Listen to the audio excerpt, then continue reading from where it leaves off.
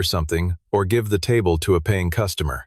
The elderly woman looked up from the menu, but her eyes did not seem to focus on Tessa Monroe, the manager standing over her. "I only need another minute," she said. Tessa folded her arms. The Copper Lantern Café would be crowded soon, and the woman had been sitting alone at table 7 without ordering. Her black coat hung loosely from her shoulders. Her gray hair had not been brushed carefully. Her face was pale, her eyes swollen, and one hand trembled against the menu. To Tessa, she looked like someone who had come in from the cold, hoping no one would notice she had no money. "This isn't a warming shelter," Tessa said quietly. "I'm asking you to leave." At the next booth, Owen Bishop stopped cutting his daughter's breakfast in half. Owen was 40, a widowed single father who had raised 8-year-old Ruby alone since her mother died 3 years earlier. 8 months ago, he had also lost the refrigeration job he had held for 13 years. Since then, delivery shifts and small repair calls had barely kept a roof over their heads.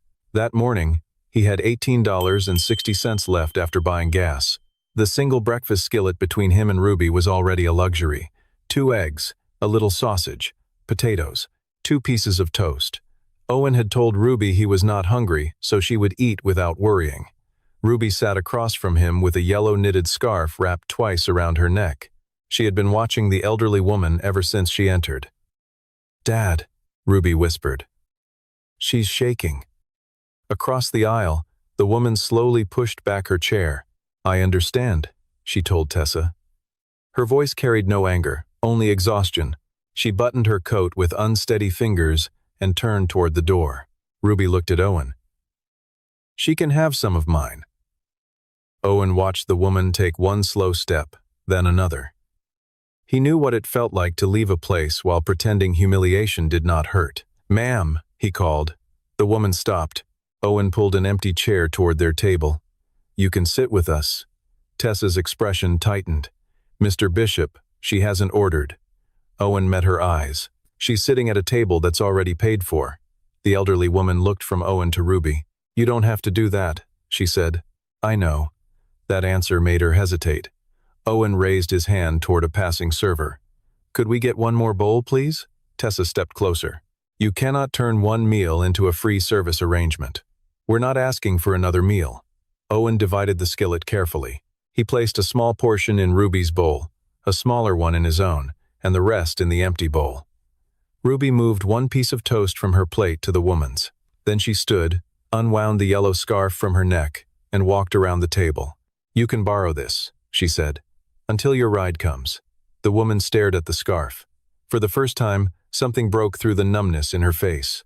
"My ride?" Ruby nodded seriously. "My dad says people shouldn't wait outside when it's this cold." Owen had never said those exact words, but he did not correct her.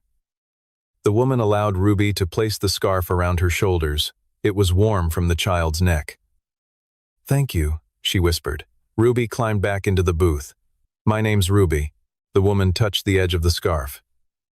Beatrice bowled toward her. "I'm Owen." He had no idea that the woman wearing his daughter's scarf still controlled the company that had ruined his professional name. Beatrice looked at the small portions in front of them. "You were sharing this already." "We still are," Owen said. She noticed the water in his glass. No coffee, no second plate, no side order. She noticed how he moved the larger share. "So should you." For several seconds, none of them moved. Then Ruby picked up her fork. "It gets cold fast." That earned the faintest smile from Beatrice. They began eating. Outside, late November wind pushed dry leaves along Maple Avenue. Inside, the cafe smelled of coffee, butter, and cinnamon. Beatrice took one bite of egg, then lowered her fork. Her eyes filled. Ruby glanced at Owen, unsure whether she had done something wrong. Owen shook his head gently. Beatrice pressed a napkin to her mouth. "I'm sorry," she said. "You don't have to be," Owen answered. She looked toward table 7, the one Tessa had forced her to leave. "My son used to sit there." Owen waited. "He loved the blueberry pancakes here," Beatrice said, "even when he was old enough to know they weren't very good." Ruby looked toward the menu. "They look good in the picture." Beatrice laughed once, but the sound collapsed into a breath. Today would have been his birthday. Owen understood. He did not ask how her son died. He did not tell her everything happened for a reason. He did not reach for a polished sentence that would make grief easier for everyone, except the person carrying it. He simply moved the napkin holder closer. Ruby touched Beatrice's sleeve. "My mom died too." Owen's hand paused on the table. Ruby rarely said it first. Beatrice looked at her. "How old were you?" "5. "I'm sorry." Ruby nodded. "Dad still makes her pancakes on her birthday." Owen looked down. "They're usually burned," Ruby added. Beatrice smiled through her tears.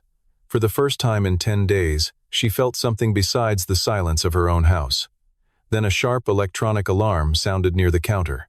A display on the refrigerated dessert case flashed red. Tessa hurried over and pressed a button. The alarm stopped. Owen turned in his seat. The display still read 48 degrees.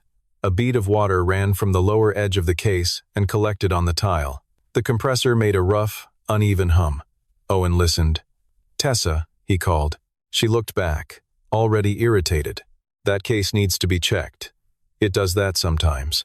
The temperature is too high. It was opened during the morning delivery." Owen glanced at the fogged glass. "It's been warm longer than that." Tessa walked toward him. "You're here as a customer." "Yes." "Then let the staff handle it. I'm trying to help you handle it." Her eyes dropped to his faded delivery jacket. "What qualifies you to diagnose our equipment from a booth?" 13 years in commercial refrigeration." Tessa gave a thin smile. "And now?" Owen understood the question beneath the question. Now he delivered packages. Now he repaired washing machines in apartment basements. Now people saw the work jacket and assumed the job he had lost proved he had never deserved it. Now I'm telling you the dairy and cream products in that case need to be checked with a calibrated thermometer. Tessa shook her head. "You are not authorized to touch company equipment." "I haven't touched it." He pointed toward the condensation. "Move the perishable food to the wok. In cooler. Put a hold on anything that has been above safe temperature. Call your refrigeration contractor. We have procedures." Then free driver, and stopped listening to everything else. A young server named Mia stepped from behind the counter. "I can check it," she said. Tessa turned sharply. "I said it's fine." Mia looked at the display. "It says 48. Because the door was opened.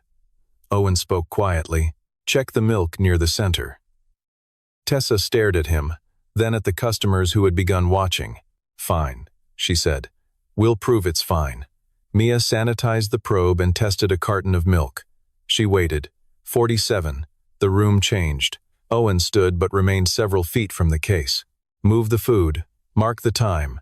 Don't serve anything from that unit until the contractor clears it." Tessa opened her mouth. Then the alarm sounded again. Mia began moving the products. Another employee joined her. Owen sat back down.